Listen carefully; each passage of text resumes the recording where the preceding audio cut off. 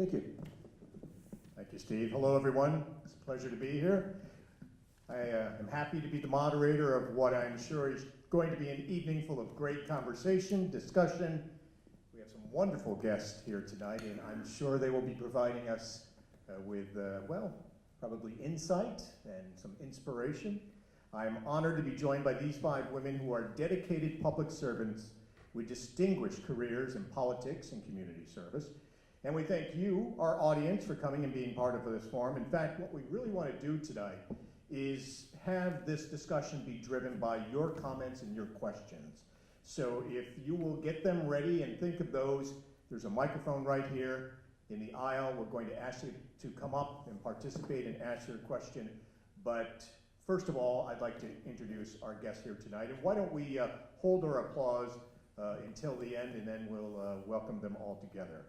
It is my pleasure to welcome to my immediate right former Assemblywoman Janet Duprey from Peru, who served 5 terms in the New York State Assembly before retiring at the end of 2016.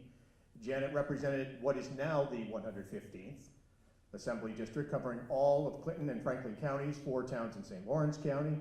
Prior to running for the Assembly, Janet, of course, was the Clinton County Treasurer for 21 years, from 1986 to 2006.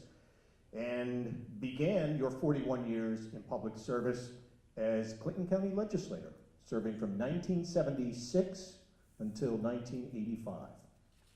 Janet continues to return to Albany on a regular basis to participate with compassion and choices in support of legislation for medical aid and dying, also known as Death with Dignity, providing people end-of-life choices, which has touched her personally. She has served on more than 25 volunteer civic organizations through the years. Janet, welcome. It's a pleasure to have you. And now I have to go out of order because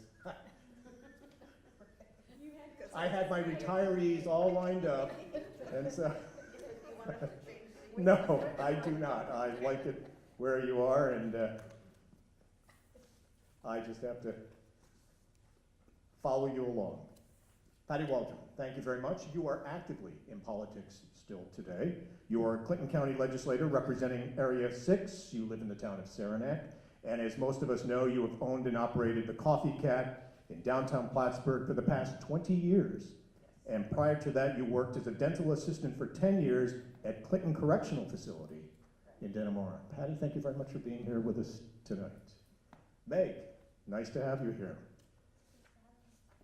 Meg lives in Katyville, Meg LeFevre, and Meg tells us in high school she was often in trouble for writing and passing entertaining notes during class, especially math. And she was once sent to the principal's office for reading a novel in biology. Several years later, Meg learned that she could not only earn a living using these creative, if disruptive, interests, but she could help grow a new company, shape an innovative workforce development program, and lead her community. As communications manager, Meg heads up the marketing and recruitment efforts at Courier Staffing in Plattsburgh. Meg is also a town councilor and deputy supervisor for the town of Plattsburgh and a freelance writer. She serves on the Adirondack Foundation Next Gen Council, Clinton Community College Alumni Board of Directors, and Plattsburgh Community Housing's Board of Directors. Meg, thank you for being with us. Teresa Sayward, thank you very much for joining us. Teresa from Willsboro, New York. You began your 20-year career in politics as chair of the Willsboro Zoning Board of Appeals, then as supervisor of Willsboro for 10, 11 years? 11 years, chair of the Essex County Board of Supervisors, and then you were elected to the New York State Assembly in 2003, serving 5 terms representing what is now the 114th Assembly District, covering Essex, Saratoga, Warren, and Washington counties until your retirement in 2013. In the Assembly, Teresa was a member of the Women's Caucus and a strong advocate for women's rights, as well as gay and transgender rights. She voted for gay marriage when the bill was first introduced in the legislature, knowing it could end her career. When she ran in the election the following year, following the gay marriage vote, she ran unopposed. She currently serves on the board of Champlain National Bank and is chairman of the Willsboro Development Corporation. Teresa, welcome. It's nice to have you. And Sara.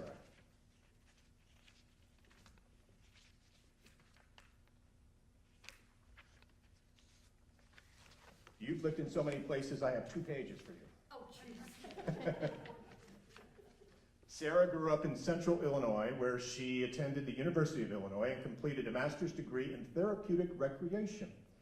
With your husband's career as an Air Force pilot, you lived in military communities across the country.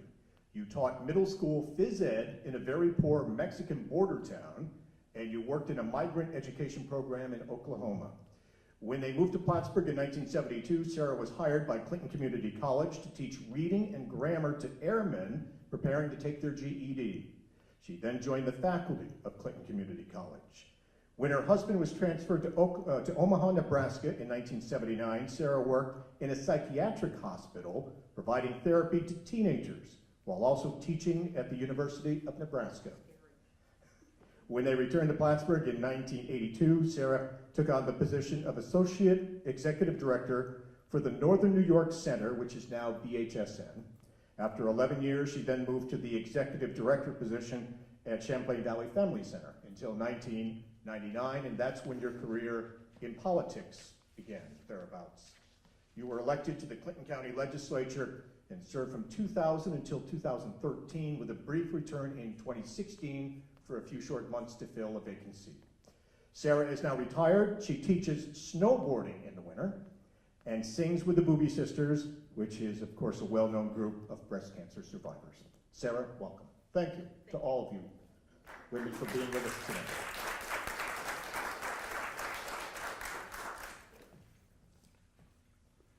So now is where we would like to remind you that, again, we would really like to have this be driven by you, have you folks get involved in the discussion, asking your questions of our guests who have distinguished careers in politics, but they're going to talk freely tonight about the challenges they have faced, the hurdles, the sexism, the discrimination, and how they have taken on and overcome these obstacles, and the glass ceilings they have broken, as well as the challenges that remain today for women in politics. So we would like to have your questions and comments ready.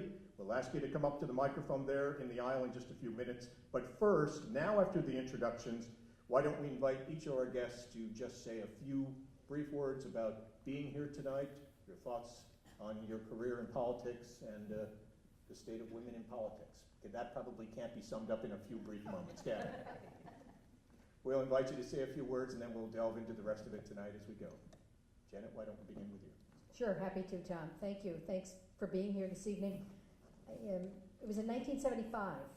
My son John was turning 7. My daughter Michelle was about 4 months old when a member of the Peru Republican Party came to our house and asked my husband to run for the Clinton County Legislature. He laughed and said, "She's the politician, ask her." To which the guy replied, "Oh no, there's never been a woman. A woman couldn't possibly do the job. A woman can't get elected. Maybe someday, but certainly not now."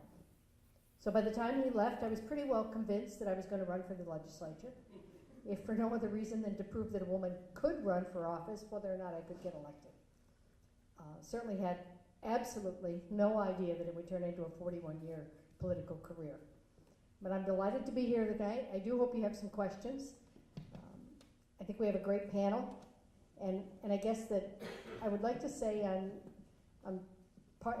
perhaps as part of the Center for Governance here, when we put our thought into who we wanted for panel members, we looked at what's happening today in the state and the federal governments and the divisiveness, and it became pretty clear that if we're going to deal with women in politics, first of all, we have a nice age range.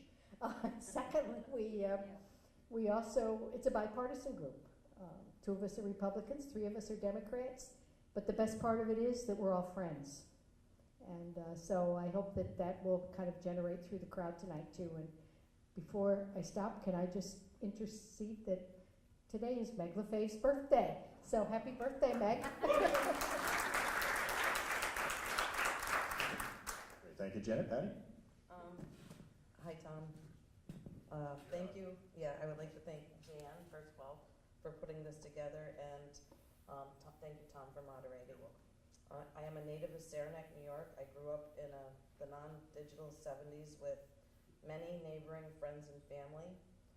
Gender at this time did not seem relevant. When the captain was picking players for our baseball teams, It did not seem to matter if you were male or female, but it did matter if you could hit the ball. I married very young. I was 17. I moved to Florida, then Virginia. I interviewed for a job, my first job out of state, young, at McDonald's in Norfolk, Virginia. And after the interview, I was asked by the male management to stand up and turn around slowly. I did. And I got the job, but for many years I really kind of scratched my head and wondered what that part of it was all about. I eventually came back home where I was safe and took a job at Dannemora Prison just because I still like risky business as a dental assistant there.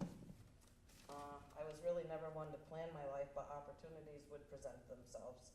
Politics was definitely not something I planned on, nor was the copycat for that matter.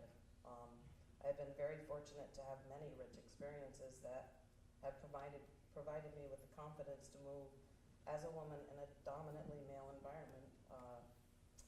Overall, the challenges in my life have definitely sharpened my baseball game. Thank you, Patty. Meg? Can you still hit? I can. So it would not be proper to start today without saying that I share my birthday with my grandfather, Arthur LeFevre, who's 91 today. Everyone is at his house celebrating, having cake and ice cream, and I'm up here with these lovely women. I'm very happy to be here. But I wouldn't be here, obviously, without him, and I don't think Sara would be either. Absolutely right. So just have him to thank for that. When Sally Sears Mack was running for legislature several years ago, I was finishing up my English writing arts degree at SUNY Plattsburgh, and my grandfather asked me to help write a letter to the editor for her on behalf of him. And he couldn't say enough how we need more women in politics. We need more women in politics. And it kind of, I think, at that point put a little bug in me that maybe that's something that I could do someday. But I hadn't really thought about it or even knew what it meant. But eventually I got there and I ran for town council. In 2014, I was the youngest woman ever elected to the town council. And then Supervisor Cashman appointed me his deputy supervisor in 2016 when he won. And together, Michael Cashman and I brought the age down quite a bit on our town board. Today, I'm so happy to say that we have Barb Hebert on our board with us. And we have 2 women now. That's the first time in the town's history that we have 2 women serving on the board. Since my time on the board, I've been committed to renewable energy programs. We were the first municipality in Clinton County to become a clean energy community designated by NYSERDA. I see some people in the audience who helped us get there. Thank you for that. That came with a $100,000 grant that we've put towards other programs within the town that we're hoping to build off of that and continue more renewable energy programs. One of those is we bought the first electric car for our fleet at the town. Very exciting. I'm on the Parks and Rec and Building and Grounds Committee at the town, and a few fun things that I've been able to help spearhead with that are a new pavilion at the Katyville Rec Park, and we built a dog park in Morrisonville jointly with the town of Schuyler Falls, and it was funded 100% through Casella through a grant. I'm also on the Water and Wastewater Committee, and that's obviously our most important resource.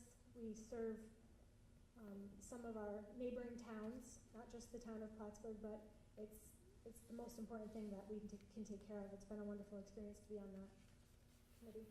I'll talk more once the questions come, I guess. Great. Thank you. Thank And we you. love that new water tower. That looks nice. Yeah. There's several new ones. There are. I can't see them all, but Yeah, the one at exit 37 though, a nice welcome for everyone yeah, coming it's in. beautiful. Great, thank you, Meg. Teresa, welcome. Well, it's wonderful to be here tonight. This dairy farmer never thought that she would end up in going into politics, but it was because of me being a farmer that I got involved in politics. My husband was too tired one night to go to a meeting of the Farm Bureau, and they were having a meeting about our milk hauler, who we might lose, and that was very important. So I thought, put on my best blue jeans, and I went over to the meeting. I was in Reber, New York, and I walked in the door, and the men all looked at me, and they said, "The women are in the kitchen." I said, "I didn't come to sit in the kitchen. I came to the meeting," and I sat down. Not one of them seemed to object, and 3 meetings later, there were no women in the kitchen.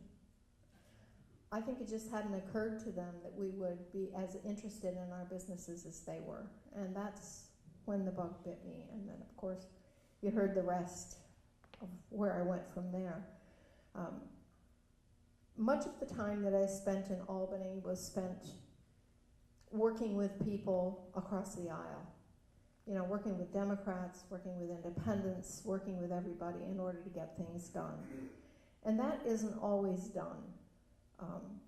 As you know, and you find many times it is a male-female thing. Men don't seem to do that as much. But if you just think to your family setting, and you will see that women have always been the peacemakers, if you will. You know, if there's a scrap among the kids, it's dad says, "Go see your mother." That always happened in our house anyway. And you always try to bring people together, you know, to find out how they can resolve their issues. So I think that women play a vital role in politics, and we certainly need to see more young women and women of any age get involved. And their aspect on all of this is interesting. When I was in Albany, obviously much of my time was spent working with underprivileged, and I call them underprivileged, although they're just different groups of people, and that would be the gay community, and the gay and lesbian community, and also the transgenders. People that struggle every single day to cope with the issues that face them. They're not accepted sometimes by their own parents, and certainly not within all of the communities. And I was very passionate about that, and we have come a long way, but not nearly far enough. And other than that, I just enjoyed my time in Albany. I'm still working in Willsboro, New York. I'm on the Development Corporation, and we're doing some great things in Willsboro, and we have some really interesting things that we're going to announce in June. And it's just exciting times, and I'm happy to be here, and never thought I would be elected as many times as I was, but my husband always said they couldn't find another fool to do it. There you have it. Thank you, Teresa. Sara. Is this on? It is. It is. Okay. We can hear you. All right, good. You know, when you read the bio, I come from a pretty diverse background in terms of experiences, but it was always working with people. So when I got involved, when I ran for the county legislature and then got in there, I thought, well, my contribution is going to be, you know, in the fields of human services and, you know, that type of social services, because that's what I was familiar with. And what I, of course, ended up being involved in was the building of a connector road and an airport. So it was a very unusual, you know, for me, it was very different, but it was a very learning experience. I had the good fortune of serving on the legislature with a very, very nonpartisan group of people. And there were 3 women when I first started out on the legislature, and I used to laugh. I'd say we never actually, in the 13 years I was on the legislature, we never had a party line vote. We did have a gender line vote a few times, and I think that is because women do view issues and situations differently. And I'll go into that a little bit more as, you know, we get into discussions and stuff, but it was certainly a very growing experience for me. I did experience a few things where I felt, being a woman, I was a little bit at a disadvantage, but I think that I got into the legislature and into politics when that became less of an issue. So I was grateful for that, but there were certainly, I do have a very strong feeling about the need to have more women in elected positions, because I truly, truly feel when we get a certain percentage of women in elected position, and I don't know what that percentage is gonna be, but there's gonna be a tipping point. And when that happens, I think we're gonna see things run very, very differently. Great, thank you, Sarah. Well, we'll open it up now. Whoever has questions or comments, please come on up to the microphone. And while you're coming up, picking up on the point you just made, Nevada may have reached that tipping point, the first state in the nation, making history. The majority of the representatives in the state legislature now, after this past election, are women. Slightly over 50%, but the majority are women. And that is the first state in the nation. Of course, 2018, a record year for women in politics. Even before the election, the number of women running for governor, Congress, Senate, and seeing a record number of women now serving in Congress, 102, still 25% of the total, but strides and making history. Absolutely. All right, come on folks, we're here for you, so we know you have questions. Come on up to the microphone and start things off with some of the questions. While you're doing that and thinking about that, I'll pick up and go with a few here, but please come on up and stand there, and as soon as you get there, we'll come right on off to you. The momentum that we saw from 2018, the records that we saw set in 2018, is this momentum you think that can translate into even more women now getting interested in politics and wanting to run for politics? I really think so. I mean, young girls growing up, when I was growing up, we didn't have any or many women that were in politics, and I think now there will be more interest from young girls. Hopefully. My daughter's running for town supervisor. Fantastic. I mean, I certainly saw a lot of changes in the 41 years that I was in office. And I agree. I think that, again, in 1975, it was pretty much unheard of, other than perhaps a woman being elected as a town clerk. They just weren't accepted. And, you know, I know some of you have heard me tell the story that the night I got sworn in January of 1976, one of my colleagues said to me, "You don't belong here, we don't want you here, and we'll get rid of you in 2 years." You know, 41 years later, how'd it work for him? But it's different now, and I think it's much more accepting, and I got to tell you, one of the people I respect a lot, I mean, certainly these are all friends of mine, and I respect them all, but I think there's no question Meg LeFevre is a rising star in the local political field, and we got to get more. We're going to work on that, Meg. I'd love more colleagues. Definitely. You know, I kind of look back in other kinds of occupations. You know, there was a time when bank tellers were just men. And you go to the banks now, and that's not the case. There was a time when doctors were men. And you go now and you see that there's probably more women in medical school now than there are men. There's many, many occupations out there where at one time it was very male dominated, and today it isn't. And I think we are, in the political arena, we are seeing that same change happen. And women feel freer, they're not as tied down to a role, whatever, you know, whether it's homemaker and taking care of children, they're freer to be able to pursue things and are more accepted in those roles. And again, it's like many other occupations, and I think we are just, you know, politics moves slower. That's the one thing I have learned. It moves very slow. So I can see why politics might be the last of the movement there, women getting involved. But I think it's going to continue to happen. I think it's just following what else is happening in our society. Yes. Thank you. David, welcome. Thank you, Tom.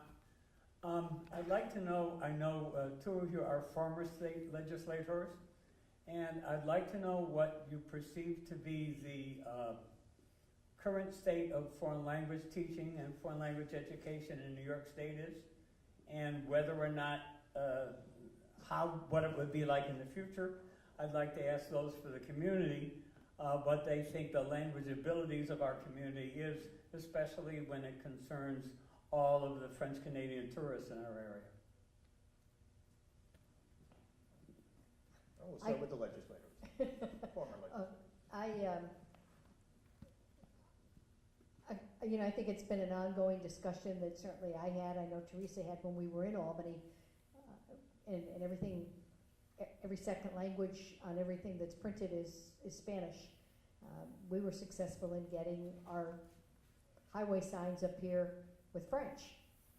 It was a battle, because it wasn't something that was being done, and we said, we don't have a lot of Spanish-speaking people. It's not that we're prejudiced against Spanish-speaking people. We welcome them to the North Country, but we have so many French Canadians that they had to know when they came down here where the airport was, where the malls were, where they could find places. So it took a while, but we got it done. And in the education system, my biggest concern is that every school is struggling. And when they start struggling, they start cutting the things that they see as periphery issues. May not be what I think is, certainly is not what you think it is, but many languages are getting set aside, and I think again the focus is on, right or wrong, on making sure that all schools teach Spanish, and then if there's space and time and a teacher, put in some others, but it's going to continue to be a battle, David. Thank you, Jen. My husband and I traveled all over Europe, visiting some of our foreign exchange students, and no matter where you went, the students could all speak English. If you were in France, they could not only speak English, they could speak Spanish. I don't think that America as a whole, and New York State certainly, have put enough emphasis on the importance. Our world is not as big as it was when I was growing up. And it's extremely important. And here in the Adirondack North Country, as Janet has said, we live so close to the Canadian border.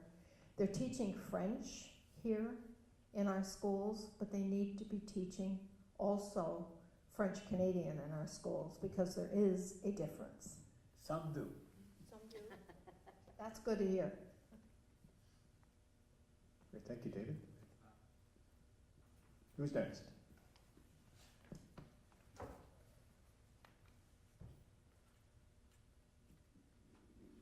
There are 4 outstanding women running for the presidency this year. If you were able to talk to them one at a time, what would you advise them the best way to move forward and win? Thank you. Going in any particular order? Boy, that's a tough question. It is a tough question. I think the first thing, and I guess it applies to any woman, but I would think particularly if you're running at that level, and although they're all senators, I believe at this point who are running, they've already learned that you have to develop a really, really tough spine. And I think one of the biggest issues, one of the biggest problems that women have in running for office, and I'll put my hand up and say it was one that I had, is we hate to ask for money. And raising money, and I know when it gets to that level, I mean, I have friends who've run for Congress, and they're, they've been told they have to raise $10,000 a day, every day, to stay in Congress. I think part of our biggest issue with any of these elected offices, male or female, is the financial part. What it does create a lot of corruption issues, and it certainly creates a tough time for somebody who doesn't have money. I think it's getting harder and harder for if you don't have money to get into the political field. So I think for these women, I would find it difficult to try and run. Not that I ever would, to make that clear. I'm obviously my name on the ballot again, but I think the ask, the having to go forward and do the money, and there's some outstanding candidates among the women who are running, and can they win? I think they can. I think that the number in the field is going to make it very difficult. And do I think there's still some prejudice out there? I do. I hope I'm wrong, but I do. I think for these women running at that level, they need to remember that they are women, and it's okay to be female in this arena. You're so used to fighting sharks out there, and I can't even imagine when you get to that level what that might feel like. You know, women are different than men for the most part. We all know this, but we don't need shoulder pads in our jackets anymore or try to replicate what a male might do in any situation. If they were true to themselves, you know, be a strong female voice, you know, the money might just flow to them naturally. And that's what I would hope to see in a female candidate as president. They look very nice. I would echo that to be their authentic selves, and I think that all of them would have already had to be to get where they are, but there's such a pressure in politics, and we've only felt it at the very smallest scale here in local politics, but to conform to some sort of message that you're trying to relay on behalf of a team that's prepping you and telling you what needs to be said and how it needs to be said, and the voice with which it needs to be spoken in. And I hope that we're going to have a shift where we can be able to point out that inauthenticity and go with the more authentic people. But at the same time, that's risky for women to do, because if a woman really spoke her mind, like some current electeds who have been successful, that would probably sink her. I would also just tell all 4 of those women to support one another, no matter what, throughout the entire election, and lift each other up.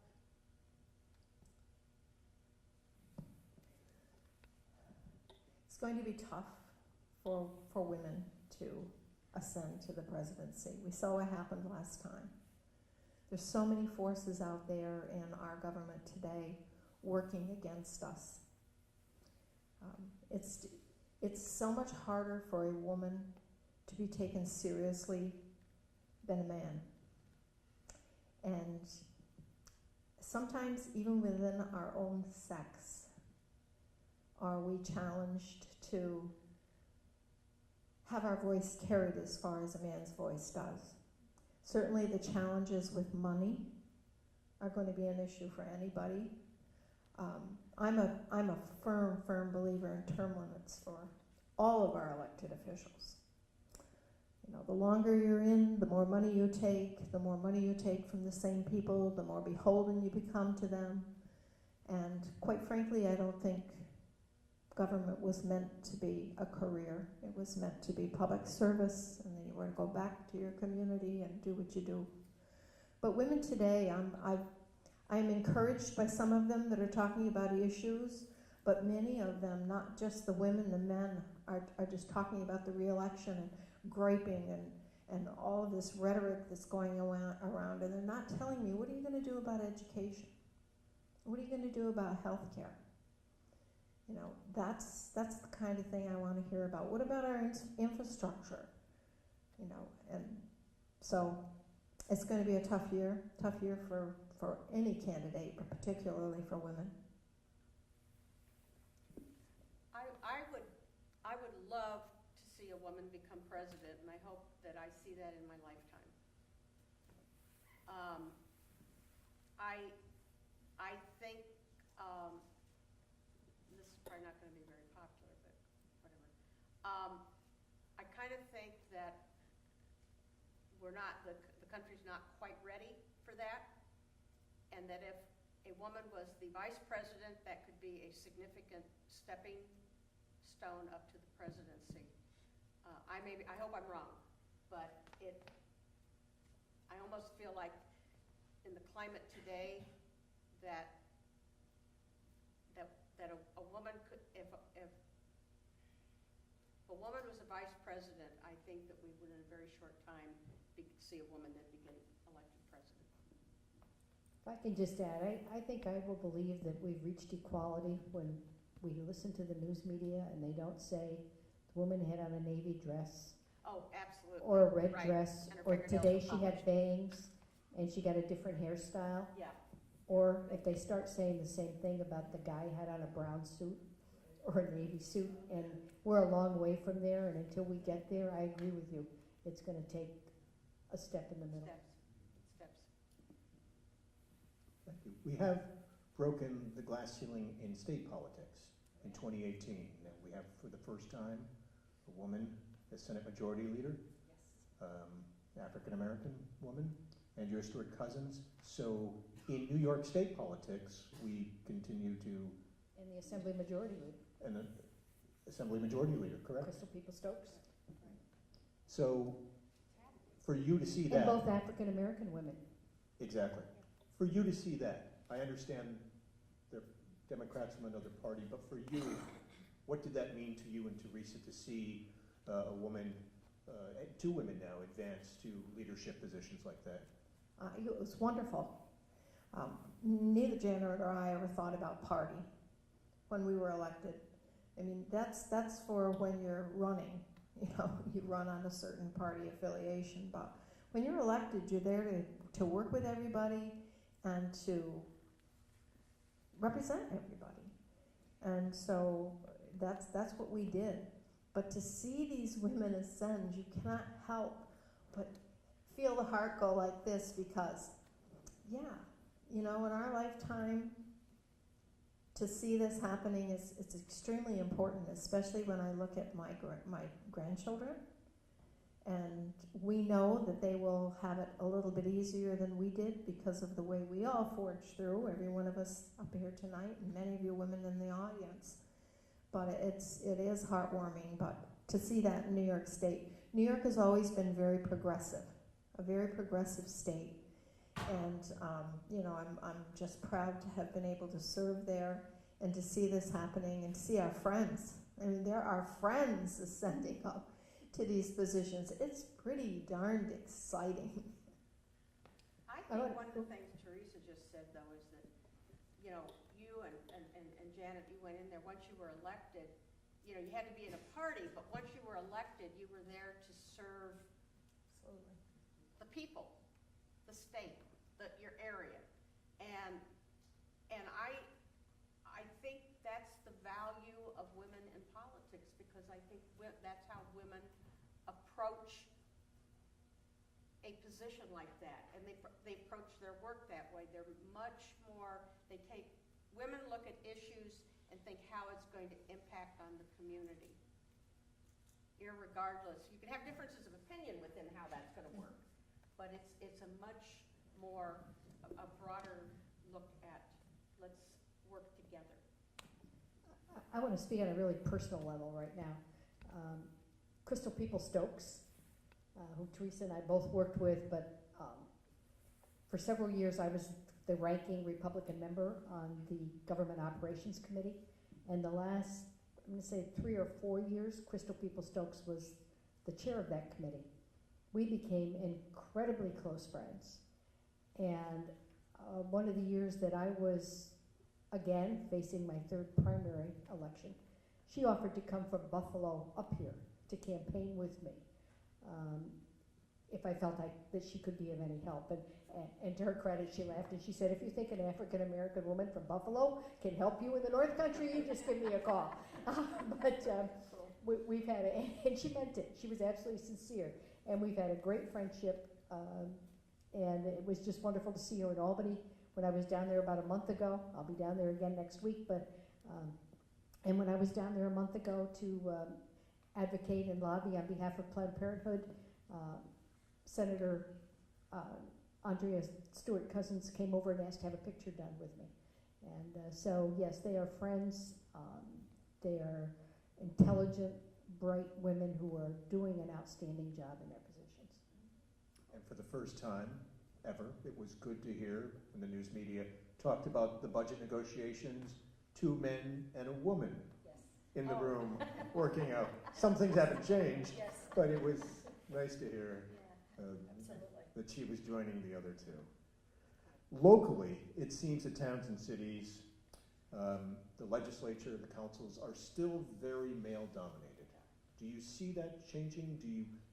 What do you think it will take to encourage more women, especially in local politics, Megan, Sara, and Patty, to step up and get involved?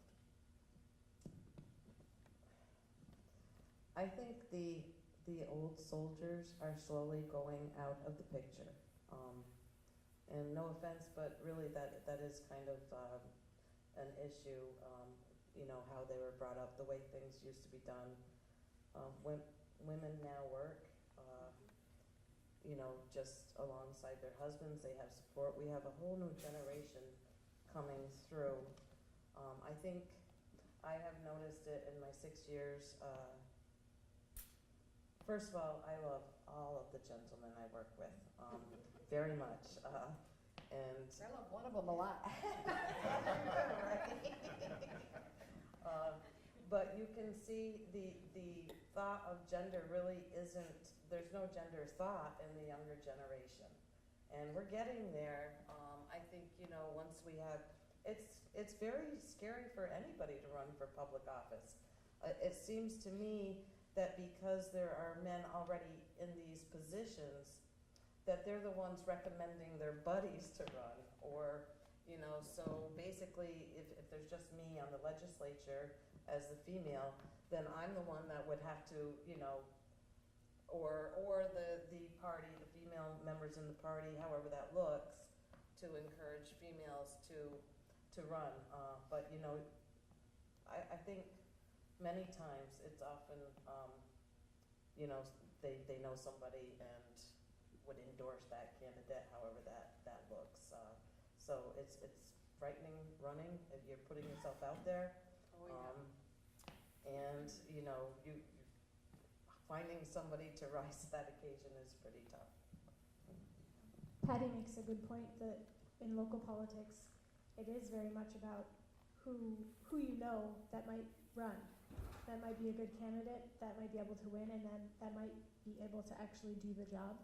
And I guess we kind of have to take it upon ourselves as the people in those trenches to put our arms around more women and invite them to run. And the right women too. Let's, Yes. you know, it Yeah. has to be, you can't just pick them because they're women. It has to be somebody with a soul out there.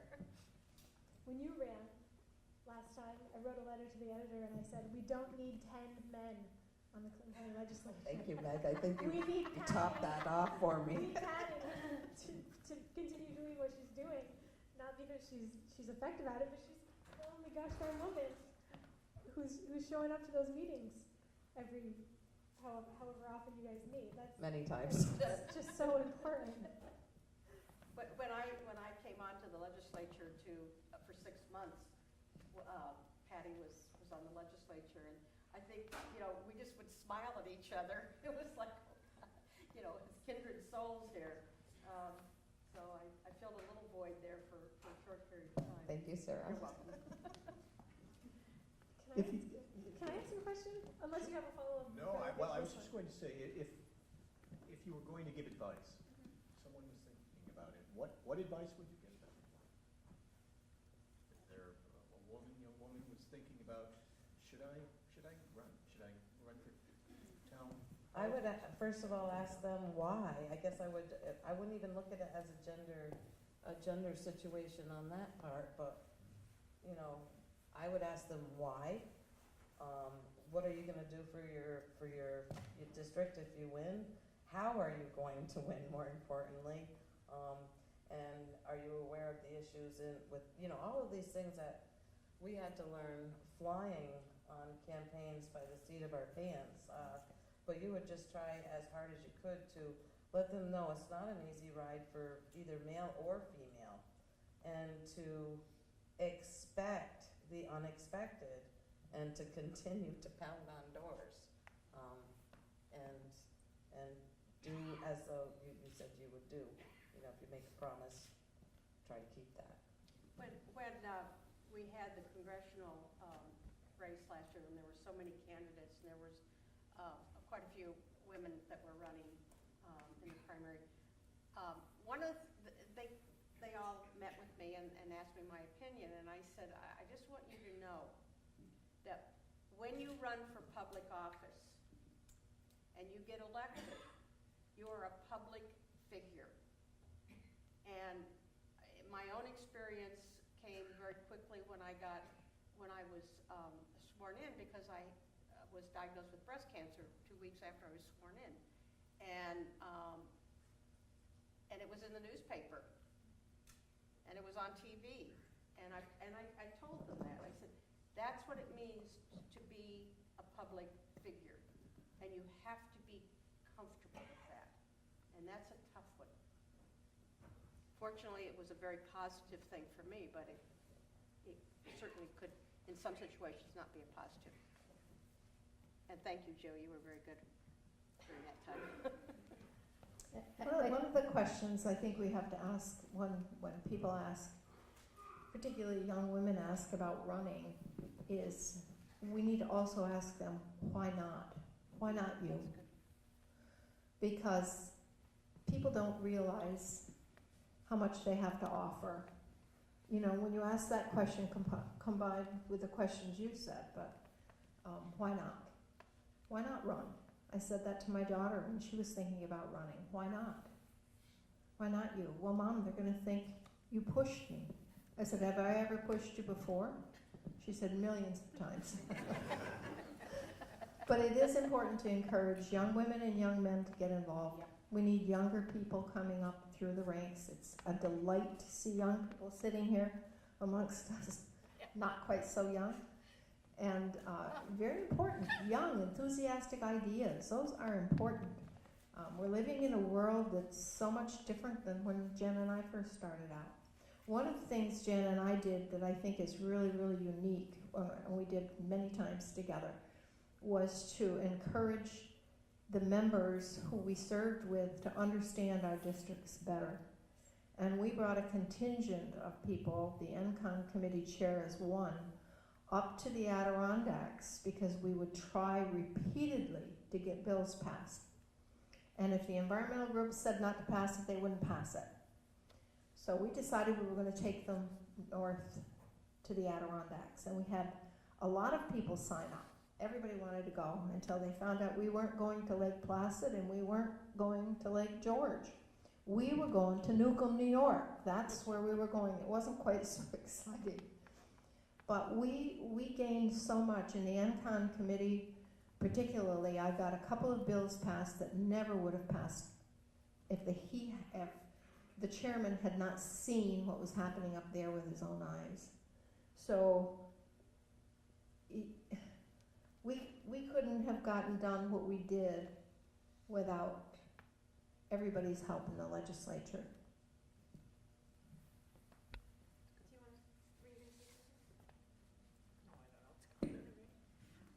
Advice I would give is what you just said, is that bringing that enthusiasm and the new ideas, to not lose that once you actually get in, because it's very overwhelming. There's a lot that's coming at you. There's so much to learn. There's so many people that you have to figure out how to communicate with on their level, in the way that works for them. And no matter how much enthusiasm or great ideas that you came through the door with, it's hard to keep that and to keep the momentum and the stamina behind it, because there's a lot to juggle. I feel like I'm reminding myself of that as I say it. And Meg, you wanted to make a point before, I'm sorry. No, I wanted to actually ask a question if Oh, we okay. were at a stall for questions. Go right ahead. To Janet. Oh, wait. Go ahead. Well, All right. To Janet and Teresa. Janet, you said that when you first ran, the gentleman, he's not a gentleman, told you that you would never last. Yeah. And then you gave advice to the 4 women running for president that they have to have a spy. Yeah.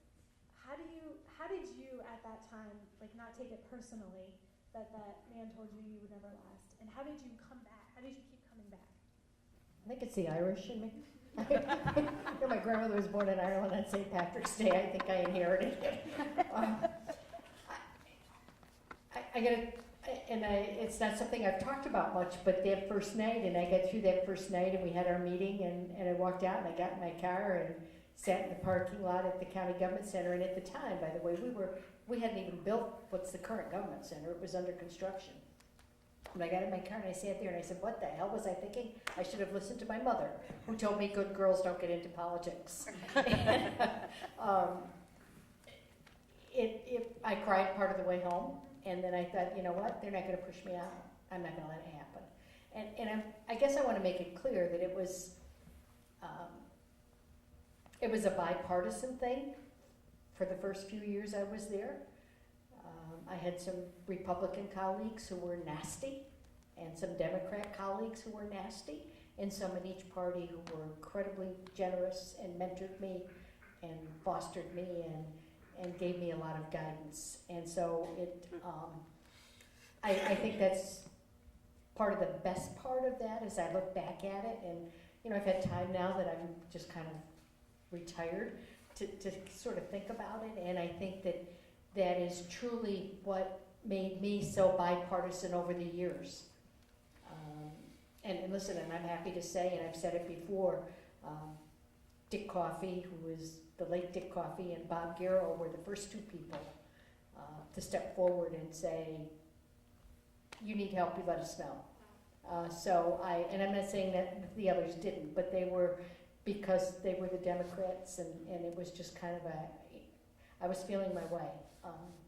They all loved my daughter, who of course again was less than a year old, and so that was kind of nice too. You bring a baby in and everybody kind of softens up a little bit. But there were some tough years, and when I was here and when we traveled, and it was very difficult. And it's come a long way, and I certainly again But I will tell you, I was in the treasurer's office when one of the Republican legislators made the statement that the sheriff and the county clerk could get a raise, but she has a husband who works. So, and that was into the 80s, and so it's always kind of, I think there's that low ceiling sometimes, but I learned to counteract. The sense of humor was probably the most important thing I developed. And when they would say to me, hey, Chick, did you bring cookies tonight? I said, oh, I thought it was your turn. So that we would just kind of do these back and forth. But I don't know if that kind Absolutely. of... Yeah, Thank you. When you talk about having spine, do you really need to have thick skin to run? I mean, Yeah. especially in this day and age now, with social media and so many more opportunities for people to comment and weigh in and make disparaging remarks. If you're going to run, do you have to have thick skin? I think my skin is probably impenetrable at this point. I don't. Tell you some stories. Yeah, it's yeah. But I think probably that applies to everybody who's running today, and I think that's part of what makes people reluctant to run, because it is so nasty out there and so divisive that I think that it's holding some folks back. Jan's right. It's as well for men as it is for women. I mean, people say things about you, and it's just how it is. It's just what happens. The first day I walked into the County Board of Supervisors, I was greeted by one of the most important people on the County Board of Supervisors, by him calling me Powder Puff. Wow. That was the very first day. And You know, they it was a weren't nice- calling me that after a couple of meetings. But it's hard for women. It still is hard for women, but you have to not give up.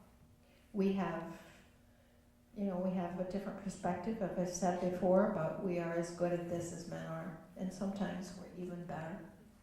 It was in 1980. Now think about that, 1980, that I was approached by one of the they were called matrons at the county jail at the time. And she asked if the group of them could meet me off-site because they knew if they met with me at the government center, they would be fired by the sheriff at the time. And we met at one of their houses, and they told me they were being paid 4 pay grades below the men. And as a skeptic, I asked if in fact they did the same job. And what they said was they guarded the female inmates while the men guarded the male inmates. When the cook had a day off, they did the cooking. They did all the dispatching for the deputies out on the road. And the county, I was a part of that on the legislature, we paid for the men's uniforms and the women had to pay for their own. And it took me 3 months to get the 9 men to agree that they needed pay equity. And the way we got it was I finally, after about those 3 months, I said at the end of a meeting, this is the last meeting, we're going to discuss this privately. And tomorrow morning I'm going to the Press Republican. Joe, I don't think you were there yet. and I'm going to tell my story about the matrons. And all of a sudden, we had enough votes. Who's next? Chris. Just a couple of points. One of them sort of carries on with what Janet was saying. Are policies becoming, or making it more feasible for women to participate in political life, like family medical leave policies and those sorts of things? That's the first question. So increasing the opportunity. And then somewhere along the line, along the discussion, it was said that the country wasn't ready for a woman president. And I don't know if you can expand on that, why that is. I mean, I look at people like Margaret Thatcher, Teresa May, I mean, they can hold their own against anyone. And what is it here that holds the country back from having a woman candidate, a successful woman candidate for president? So those are the 2 points, the policies. I think policies are because it's being recognized that so many of our policies impact on so many aspects of our lives, such as family and health and those things that are not gender specific, but I think that there is a bit more of a recognition of that, that those issues do represent a very large spectrum, and therefore the woman's point of view on those has been more accepted, or at least raised the issue more. Yeah. Amen. I think you're spot on, because it's women who are,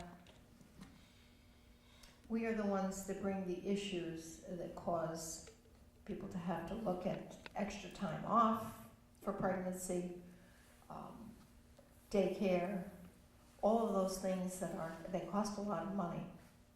And so I think that does make it more difficult for women in the workplace. We have even our social services system. When I was in, we had a young woman who was on social programs. And she came to my office and told me that she wanted to go to Adirondack Community College and further her education so she could be a nurse. And she said she couldn't leave because right now she was getting extra money for daycare for her son. And if she left to go to college, social services were going to take the money for daycare away. So she wanted to better herself, but our social programs as they exist today, we're not going to allow her to do that.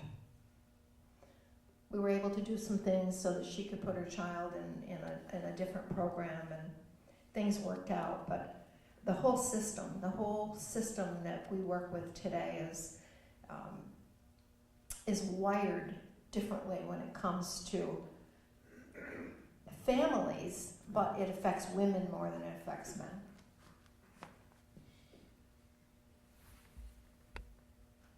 And you made a very good point about the political leaders that we see elsewhere in the world, Yeah. the other countries. Absolutely. Margaret Thatcher, Theresa May. Angela Merkel, all world leaders. Change is hard. You know, change is a very difficult thing. I didn't learn anything else in politics, being in government, was most people are reluctant to change. And having a female president is a huge change in many people's eyes. I wish it wasn't that way, but I think it's a change. But it's not in so many different countries. I know, that's why I don't You know, understand. we have don't friends understand that. in Denmark and in Norway and places where there's none of this. I know. Like, everybody looks at America and thinks we are all so free and we have all of this opportunity and we are not. We lag behind in women's issues so far from other countries. It's shameful, quite frankly. I have approached 3 women over the last couple of months to run for the town council in my town. And 2 of them have turned it down. And 1 is not giving me an answer yet, which I don't think is a good sign. I know part of it is young children. Yeah. And their children today are very involved in everything. But sometimes it's not for lack of trying. And all 3 of them would have been, and maybe again, I'm still holding out hope for the 3rd one. But it's difficult, and I think that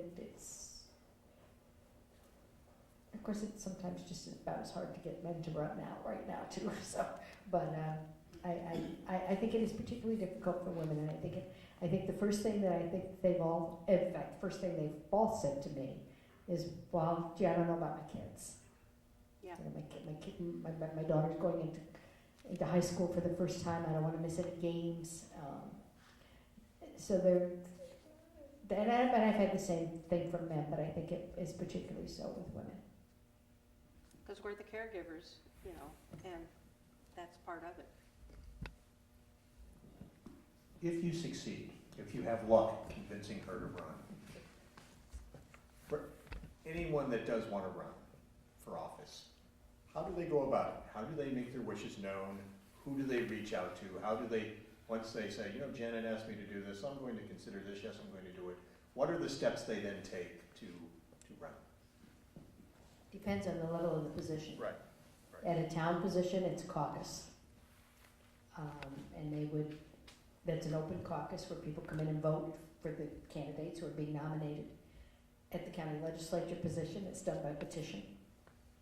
And once the petitions are filed, if there's only one candidate, you get the chance to do it again. If there's more than one, in the same party, it's a primary, which now this year is being held in June.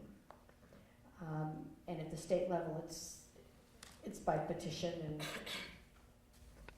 I don't know, good luck, I And in guess. Essex County is petitioned as well. Yeah, so But you also need the support of the parties. of the town committee, party committee, the county party committee, and even the state party committee. And that was my next question.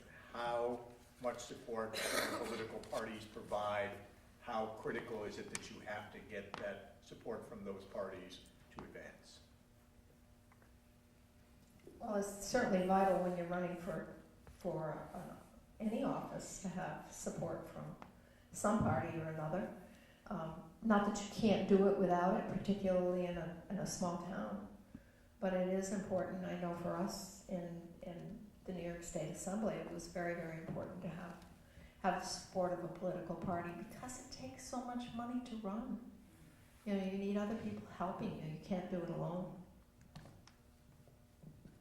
I think it's very necessary for party support. And in fact, there's probably no other way to do it. And I think both parties need to understand once you have chosen your candidate and that candidate is elected, they should be free to make suggestions, but in no way should they hold that against you. Once you hold that position, you are still there to represent the constituents that you have promised to do. I feel strongly about that. I don't know, I can't imagine the pressures, when you start climbing up the levels. Well, I was going to ask about that next. And I, just to dovetail off of that, I have also talked to many young people, or even just people who've said, well, at some point I might want to run even when I retire, or this sort of thing, to say, get involved in your local committee. Yeah. Get to your town committee, get involved. Think about getting on a county committee. There's always county committee people. And that those are the critical spots, and that's where you get the feel of, do you want to or don't you want to get involved in the bigger political scene. Yeah, and there a lot of people in the community don't even know that there are the party committees. And I've had people say, I didn't know there was any kind of a organized group, of Republicans or Democrats, and that's what you would need to go to. So there is a lot of ignorance on how it all works on the part of most people. Right, but the consensus is you need the support But and the you've got- endorsement yeah. of the established political parties. Right. Great. Question. Welcome. My question is to you, Meg LeFevre. In the 60s, when John Kennedy ran for president, he had to stand up against the crowd of people that discriminated against his religion. With a name like LeFevre, and what we read in the paper sometimes against French Canadian, have you felt that there was any discrimination against your last name? I have not, thankfully, ever felt discriminated against for my name. Grateful for that. Which is fortunate. That's good. How, in this day and age, do you deal with some of the negativity, the negative comments? And in your case, you mentioned that it's not directed at you, your name, your ethnicity, but how do you deal with the, and Janet and Teresa, you can talk about this. You must have faced this while you were in the assembly as well. How do you deal with the negative comments? Social media wasn't quite what it is today when you were both in the New York State Assembly. It was beginning to get there. There was probably Facebook reaction and comments about many of the topics that you were focused on and voting on. But how did you deal with that? Well, I had 3 primaries. And there was nothing more negative than primaries, because they obviously are running because they're bitter and angry and anytime you have an opponent, they want to take you out, but they were at a particular level. So that was tough. And it was difficult because of the party support. And you say, is there a division now coming in the party? So that that's a little shakier. Certainly I will say that the most difficult times for me were the death threats. The spray painting of my signs, baby killer, and the open emails and phone calls of, you were at my office several times where, that's when the security system was put in at the request of the state police and the city police for my protection.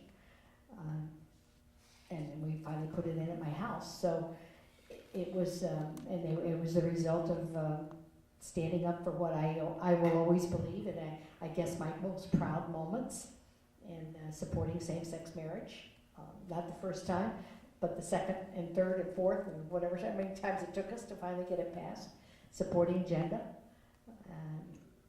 supporting a woman's right to choose, were the issues that brought out the venom in people, and most of it done in the name of religion.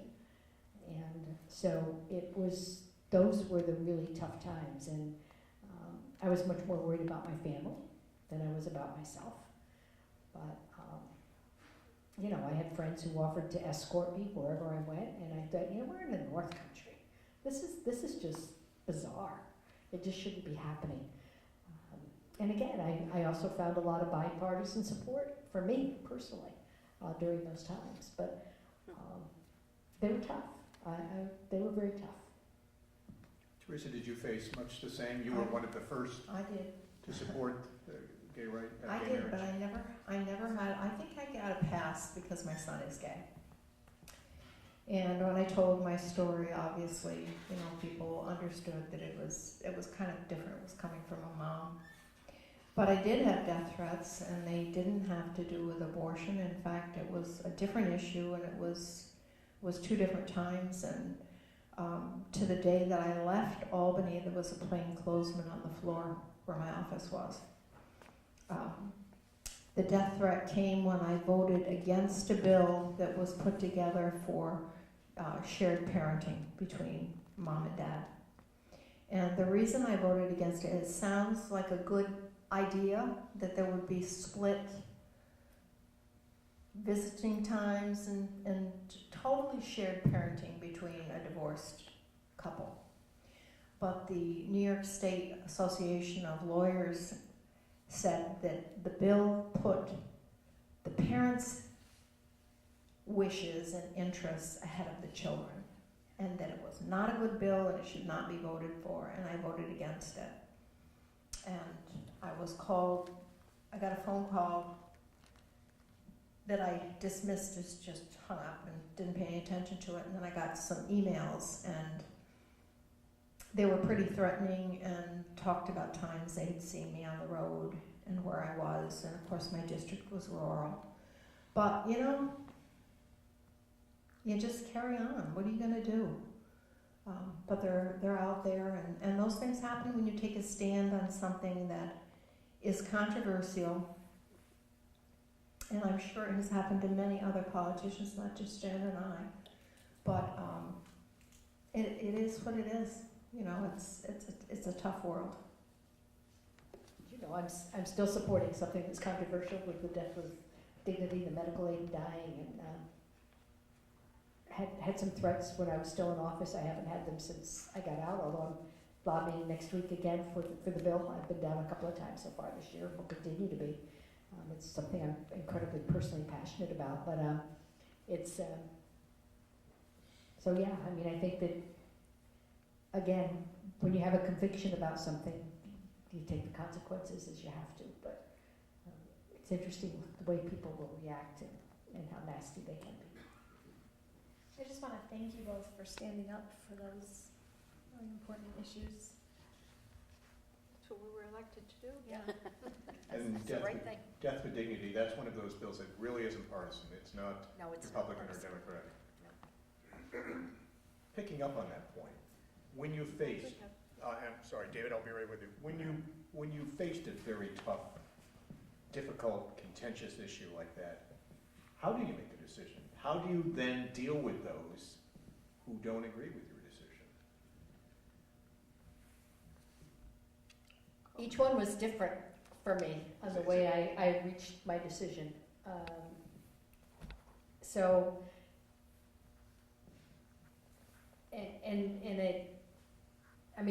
And the same-sex marriage bill was probably the most of it. Teresa and I were living together in Albany. Certainly knew her passion for that bill, and I know her son. He's a great friend. Love him dearly, and I had said when I was running that I wasn't going to vote for the bill, that I believed in civil unions, not in marriage. And I figured I could come home that summer and explain a no vote better than I could explain a yes vote. And I started meeting with constituents, and I met with dozens and dozens and dozens of constituents who were for and against the marriage equality bill. And it truly was on our 40th wedding anniversary that, I don't know, this aha moment where I said, what right do I have to celebrate our 40th anniversary and not give somebody else the same right to marry the person he or she loves? It's not about who they are, it's about civil rights and the right to have the ability to marry the person you love. And I called Teresa first, and then a couple of our other colleagues, and then young Jeff Cook, who was one of the people who talked to me and said, you know, I've changed my vote. And then you get the flip, you know, you get the flip flopper, and Did you face a backlash? oh sure. So, but, I mean that, you know, and I knew I would, but I felt really comfortable about it. I felt I was on the right side of history, and I've never looked back. I've never hesitated. I've always felt it was the right move. You know, the Reproductive Health Act, I've been a supporter of a woman's right to choose since the 60s. So that was just flatlined. And the medical aid in dying is very personal. And you know, it's a long story, and I'm not going to get into it here tonight. But it touched both of your parents. It's both of my parents died absolutely horrible, horrendous, painful deaths. My dad from mesothelioma, from asbestos. And my mother chose to have her feeding tube removed, and it took her 11 days to starve to death. And no one should ever have to die like that. So this is my passion, and will be, and as long as I'm able to, till we get that bill passed. And I support Jan 100% on that issue. I have a sister who is in a nursing home with Alzheimer's. She's not much older than I am. She's in a situation where they don't know how to take care of her.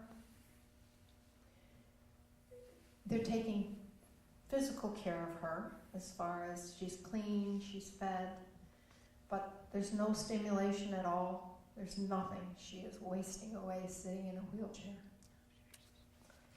If I were ever to get Alzheimer's, and I told you, and it does run in families, God willing, I won't get it. But if I do, help Jan pass her bill.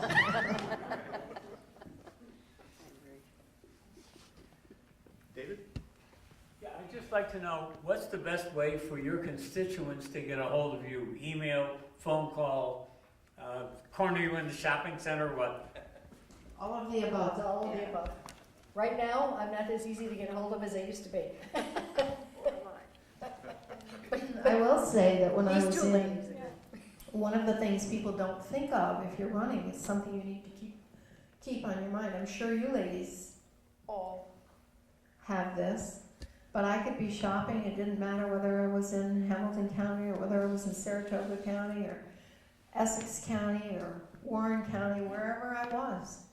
You could not get through to get what you needed for your evening dinner without spending sometimes 2.5 hours in the grocery store.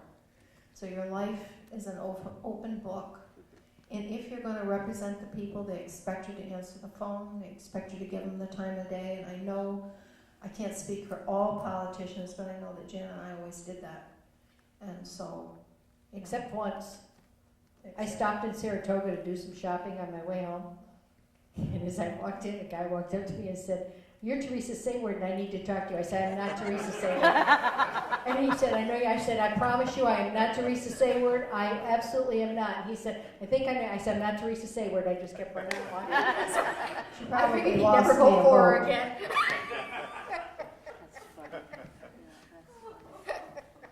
You ladies must get that. Well, Do you get that? yeah, Yeah. locally, here, my husband used to say, we'd go out to dinner, and he'd say, "Well, I know this is gonna be a 3-hour event," because, you know, it's a small community, and you'd see people, and they meant well, but they wanted to ask questions and express their concerns, and that's what you do, you just allow it to happen.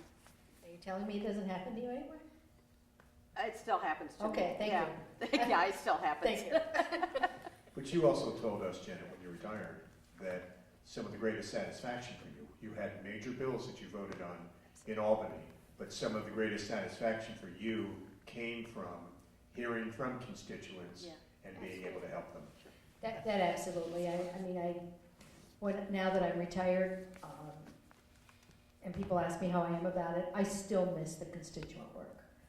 A lot of days I would go back in a heartbeat. I don't miss Albany. The Albany scene, when I go down there now, I pull in and I see the Twin Towers, I go, ugh. But I do miss what I was doing here. I think I always will. And You too. yeah, I don't think you ever lose that.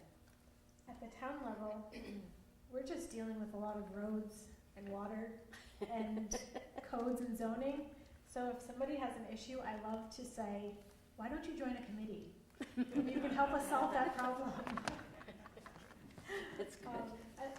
But it's truly valuable to have our constituents be part of the problem solving and helping us make things better and take care of our town. And I think that's for a big part of why our town of Plattsburgh is successful and does well moving forward.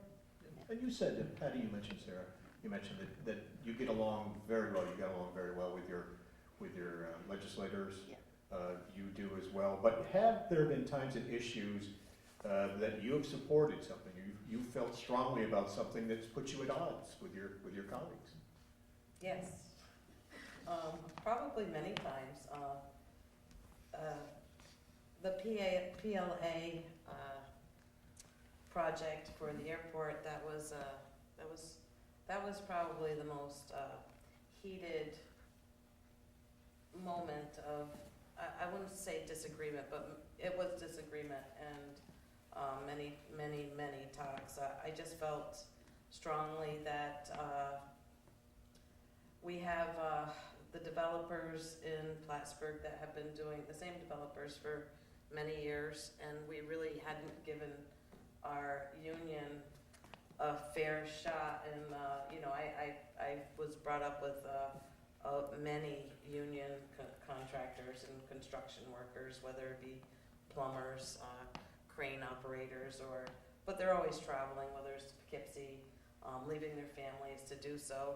And I thought it would, if we could make this work out, we give our union employees a shot at some of these projects so they can stay home and work here.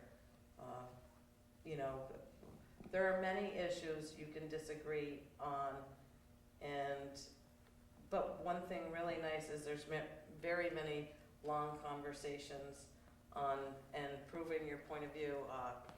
I am fighting for a drone. I know this is ridiculous right now, but a life-saving drone, kind of a rescue mission. And they kind of laughed at it, but the technology today, it's quite common practice to use a drone and search and rescue. And so you end up, what happens is you learn so much about what you are trying to accomplish that you're able to share, and it usually works out that where we come to peace with one another, and it's philosophy at the end of the day. It's not going to make or break any of us, and we'll move on after that. I did have a situation. I worked with the group. We actually did a lot of good, we worked well together, but we had disagreements when I was on the legislature. But this was a kind of a gender thing that I came to realize, that we were in the midst of, there was an issue, and we were in executive session, and I don't even remember what the issue is now, but it was a big issue, and I had some information and I had an opinion that I wanted to express, but I was the only woman on the legislature at that time, and the men would talk over me, and I would try to use my voice that I thought was assertive, but it wasn't loud enough and it wasn't strong enough, and I finally had to just pound my hand on the table and get them to be quiet, and then be much more assertive than I am comfortable with being. And that was definitely a gender issue and I mentioned that to the men. I said, you talk over me. And they go, no, we don't. And I said, oh, yes, you do. And that's a difference between how I think men and women discuss issues of differences of opinion. There was when I first got elected, really I went in completely green. There was committee selection, so each legislator gets to chair a committee. And I noticed a lot of scrambling around, everybody wanted to chair a certain position, and I was just happy to get elected, you know, so fine, place me anywhere. So they said, well, you're chairing children and families. Right. And I said, but I don't like children or families. But, you know, Yeah. it's kind of with a sense of humor, you have to let them know that you might be adequate enough to chair something other than children and family services. I always got building and grounds. And Jenna, you talked about how when you started, you were given, they gave you what you thought would be, or what they thought would be horrible committee assignments, again, to punish you, to try to get you to quit. Absolutely, they gave me social services and mental health and youth, and I mean, couldn't have been better. I just, they're all saying, "I'll get rid of you, and I was like, oh yeah, this is good, yeah, this is good. But I will also tell you, there was one member on the county legislature who, and he did it twice, and I won't tell you how he never did it again, but introduced me in groups as, this is the little girl from the legislature.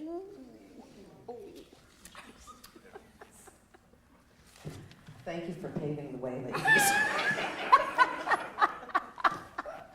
So we're starting to wind down. Now is the time. Seriously, if you have any questions, get right up to the mic. We've been going for a good hour or more, so please, we know you have them. Come on up and ask. I'm going to wrap things up with a couple of questions, which we have one coming. Excellent. Thank you. Welcome. I haven't heard that for a while. We had a plethora of female candidates up to the bat in the last midterms, swinging and hitting. Do you think there was a coalescing moment that caused them to decide this is the time? Or was this just, I mean, Janet and Teresa have been on the spot for a long time. Has it just been a, lack of a better term, a maturing of female politicians in the grassroots coming up? Or was it a particular moment? Or I would, and this is probably going to get me in trouble, but I think that a lot of it is generated by some of the things that President Trump has said and done, and that women got angry, really, really angry, and stepped forward to run. And ain't mama happy? Ain't nobody happy. I mean, we've never seen the number of women running, certainly at the state and federal level, as we did last year. No, and the Me Too movement. And the Yes, the Me movement. Too movement. Me Too, wasn't that all Right, part right. of, I mean, where it started? with some of the comments that were made and some of what happened, so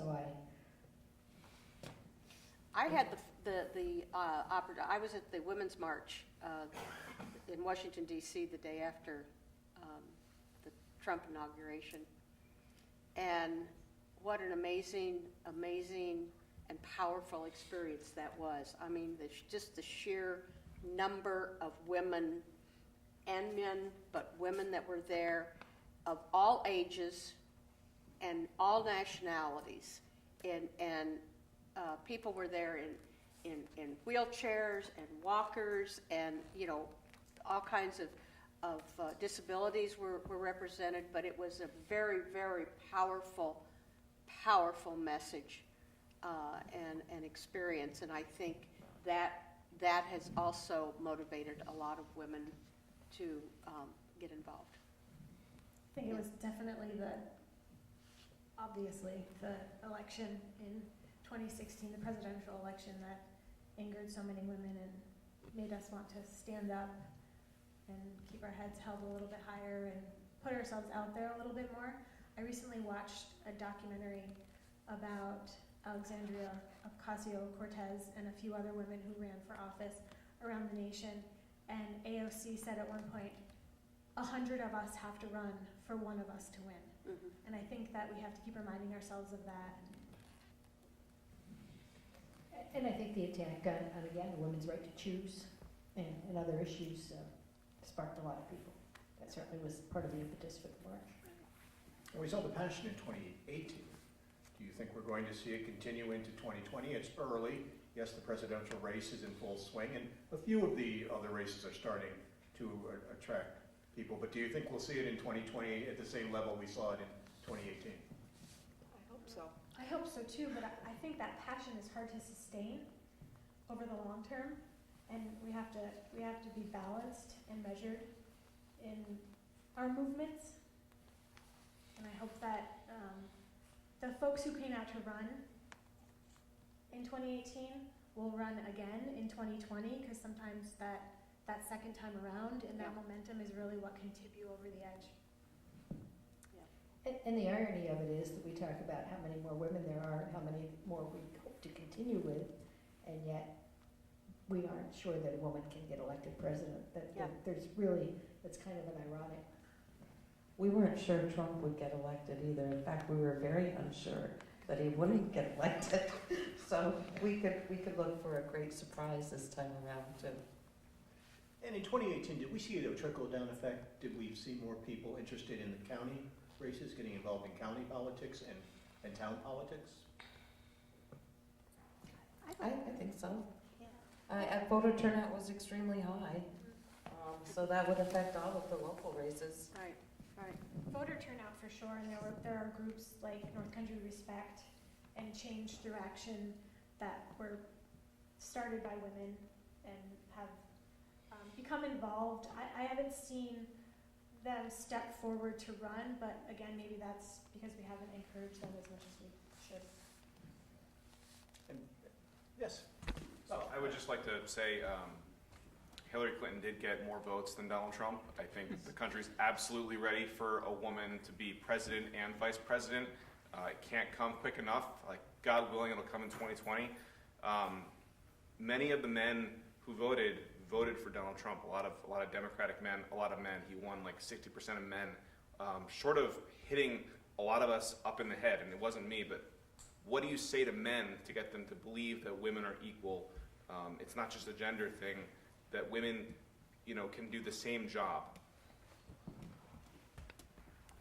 Honestly, I think that we have to earn it. Our job is much more difficult that way, meaning that we're not going to get there just by commanding respect. I think they will learn as they get to know you that you are knowledgeable about the issues, you're competent. Women have to keep that in mind, that they might have a disadvantage, but they can work with that and gain the respect of our male friends out there. And like I said, there's a generation that's slowly going away, and we have a new generation coming up through, like yourself, Buck. And we can't do it alone, so we need men alongside us in these elected positions to support the movements that we need to bring forward and the issues that Janet and Teresa have fought for at those levels. So just societally, if that's a word, we need men and women to be in these positions. So we need to be encouraging each other, but the people with the right mindset and the positive mindset to bring our country forward, and so that we can catch up with language and gender and school, education, everything that we are behind with. We need a cohort of men and women to bring us forward, and we kind of have to remember that. In my time in the Assembly, I never felt that I was not respected by the men, I had some women who went out and held a press conference against me, but male colleagues were always respectful and great to work with, and I still consider them some of my very best friends. I feel 100% supported on the town council by my male colleagues and Supervisor Cashman. I'm sorry, Marianne. Certainly we're talking about all the static you guys have gotten from conservative men. Has it surprised you, or how much static has you gotten from other women who think you don't belong in politics, or that women don't belong in politics?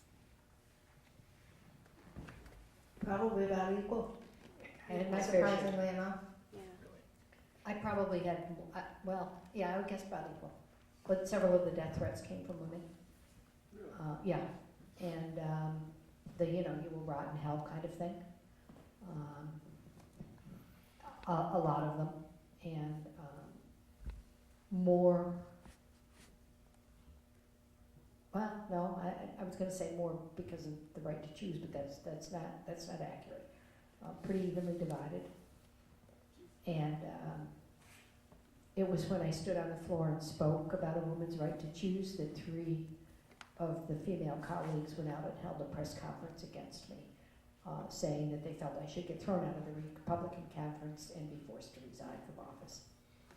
So, yeah, it was. Both genders can be nasty.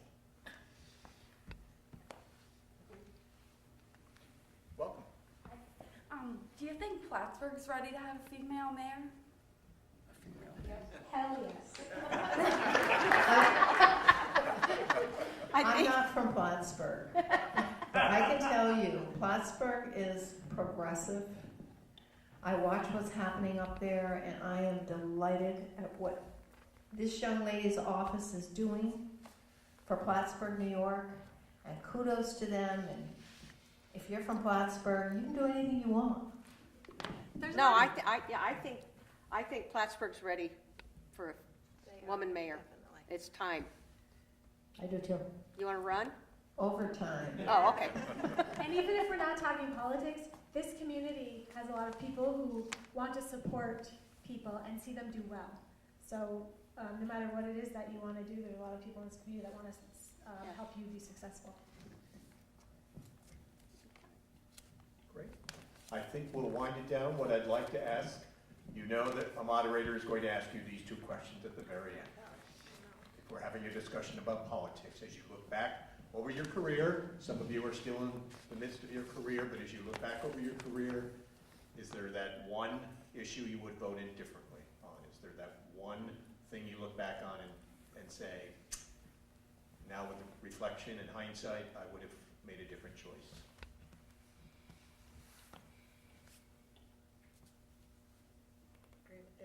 Hey, I got 41 years, I got to think back. I know, right? Wow, It may take a few moments. And the answer may be no. I regret, I'm sure, a few things. Like, it is difficult to recollect, and, I won't go into specifics, but sometimes you feel this is definitely the way to go, and you watch it all unravel. Like, oh my God, this is horrible. So yes, I have regretted votes, and you can't take them back. Once something is moving forward, and you were part of that movement, it's too late. I guess the one I would say is that I voted, I'm sorry, Nick, that I voted no on the first same-sex marriage bill. I struggled with it that night. And I will say, and I've said it, that was what, 2007? Yeah, it was my first year in office. Probably the best speech I heard in my 10 years in the Assembly was given by my closest friend there, Teresa Sayward, when she gave her speech, and it was very difficult for me to vote no. Did I do it for political reasons? I don't know. I think I really just did it because I felt I wasn't prepared enough, and gave me a wake-up call to make sure I was prepared. We didn't see the bill coming. We didn't know it was I didn't know it was going to come up for a vote. It came pretty quickly, but that's a poor excuse. And I'm delighted that I had the opportunity to get more votes and to vote on it again for the next several years, and that I was on the right side of history in the end. But that's probably my biggest regret. And she's still my good friend. Then I'll flip it and make it easier. For those of you who have long, distinguished careers, for those of you who have shorter careers, not quite as long up to this point, or now as you look back on your careers, what's your proudest moment, your proudest accomplishment in public service?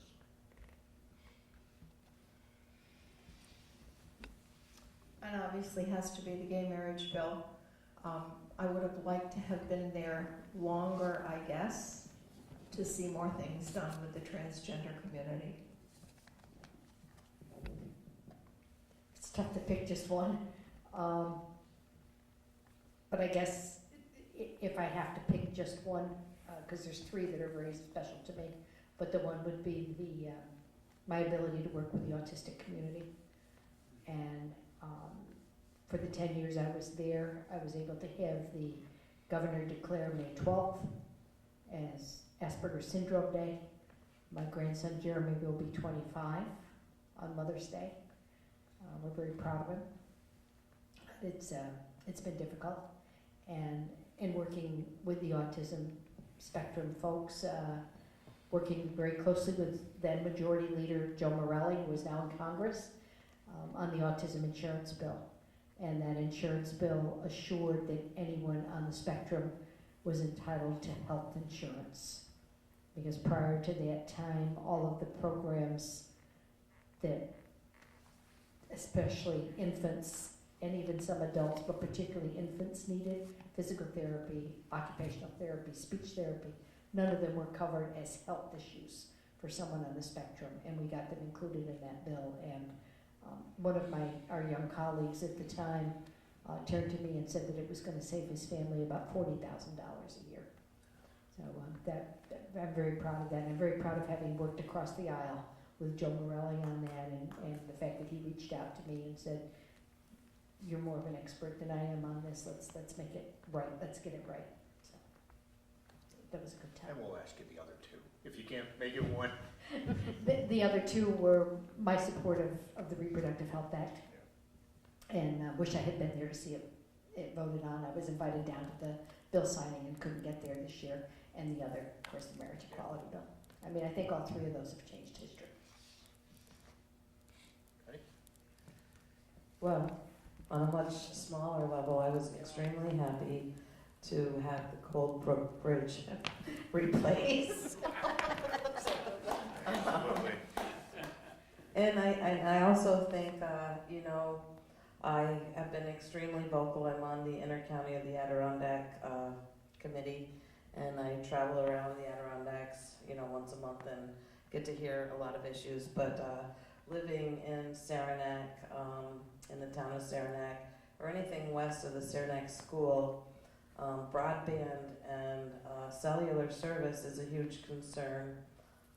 So I think bringing much awareness to my colleagues as to what a problem this creates for our students. It's a handicap right away. They have difficult times doing their homework.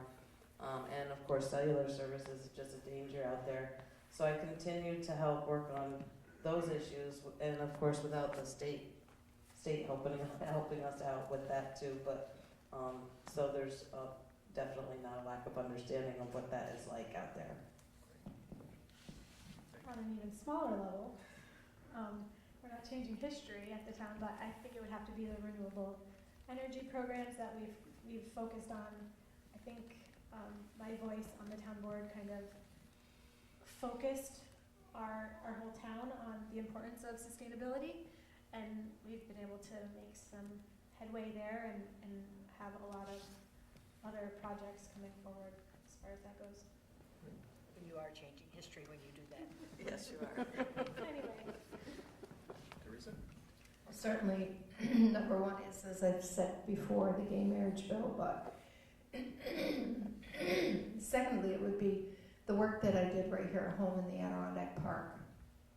There was much to be done, and through the Adirondack Association of Towns and Villages, we were able to gain some inroads with the Adirondack Park Agency as far as it goes as access for snowmobiles in the Adirondacks was very, very important. Some of our communities, particularly in Hamilton County, if you get up into Lake Pleasant area, over 90% of the land is forest preserve. And the only place those people had to snowmobile were on the lakes. And we did get some links for them that was extremely important, but tough issues when you get into the forest preserve issues, and we were able to make inroads as that was concerned, so that was important. Thank you. Mine was when we voted to move the county airport over to the base. And it was a true leap of faith, because we certainly had no idea that we would get the Canadian travelers like we have. And we weren't even sure that the airport would actually, succeed. So voting to move that airport was probably the biggest one. And then later on, towards the end of my tenure, was when we voted to expand that airport. So those were the two. And now you have customs and you're ready to go. And now there's customs. When we voted to make that expansion, we didn't think there would be the funding. There wasn't the funding to complete the customs, but we made sure that the design of that expansion had an area that at some point would be able to house the customs, and now it's there. It's there. Yay. And Plattsburgh loves to hear the jets in the sky again. After my husband with the Air Force flew that flight line many, many, many hours, and then I got to be part of the decision of building the airport. It was kind of cool. Great. Ladies, thank you very much for taking the time to be with us tonight. And Thank you, Tom. Thank you for having us.